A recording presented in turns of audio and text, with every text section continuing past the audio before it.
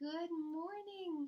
It is so good to be with you, the kids of Sherwood Park United Church, who we would usually be with on Sunday mornings at the church, having children's time, worshiping together and talking together, sometimes sharing in a story. We miss you. We miss your faces so much. We miss hearing about what's going on in your life and your ideas. So, we now have this online way of having children's time together, even though we are all apart.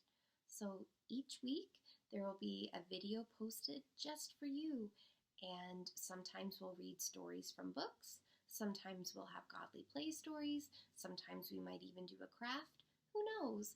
But we will have time together online just for you. Today, we are going to have the godly play story of creation, hearing the story of God creating the earth.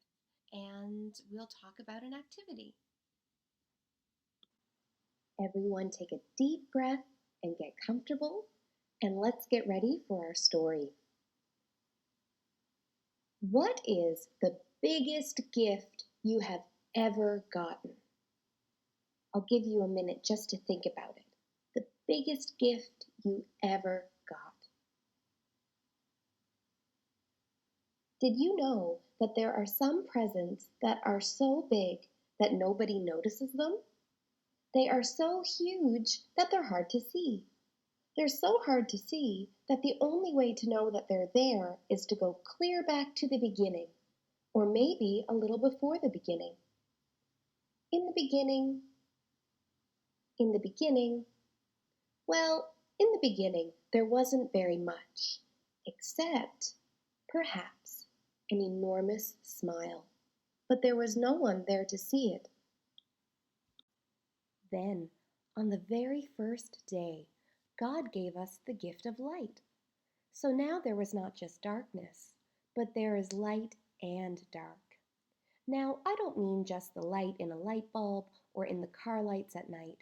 I don't mean just this light or that light, but I mean all the light that is light.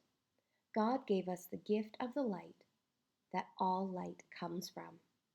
When God saw the light, God said, "It is good," and that was the end of the first day. On the second day, God gave us the gift of water. Now, I don't mean just the water in a water glass or the water in a bathtub. I don't even mean just the water in the river or a lake. I don't even mean just the water in the ocean or the water that comes down from the sky in rain. I mean all of the water that is water. This is the water that all the rest of water comes from. This white line, this is the firmament. It divides the waters above and the waters below. When God saw the water, God said, "It is good," and that was the end of the second day. On the third day, God gave us the gift of dry land. God divided the water and the dry land and gave us the gift of green and growing things. When God saw the dry land and the green and growing things, God said, "It is good," and that was the end of the third day. On the fourth day, God gave us the gift of the day and the night. God gave us a way to count our days. Here is the great light that rules the day, the sun, and here are the lights that rule the night, the moon, and the stars. When God saw the day and the night, our way to keep time, God said, "It is good," and that was the end of the fourth day.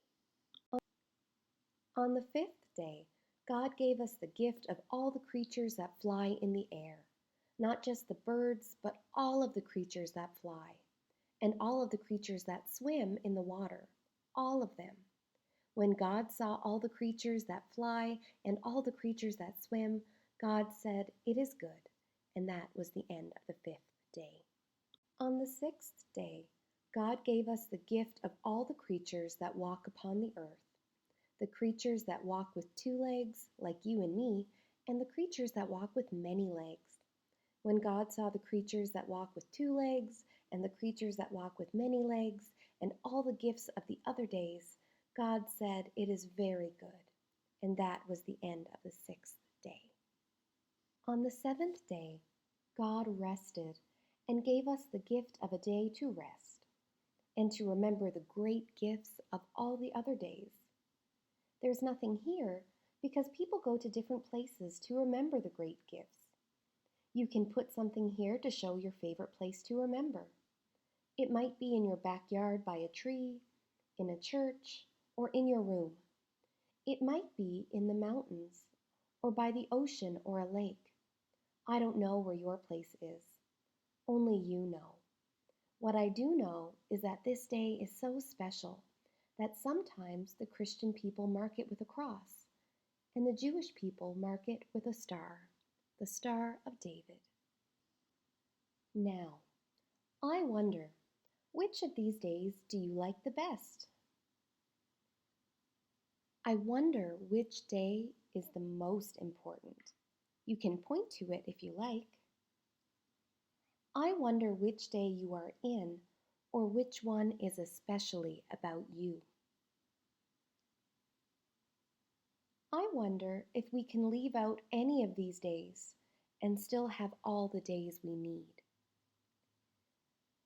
Now, what I would like to invite you all to do is to pick your favorite day and draw a picture of it.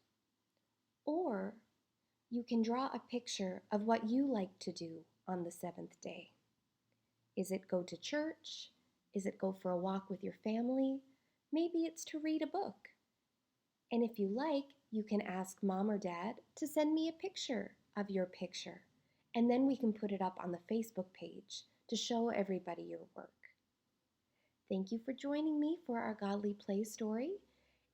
Maybe ask Mom or Dad or another adult in your house to click the link in the description, and then it'll take you right to the song, All God's Critters. See you next week.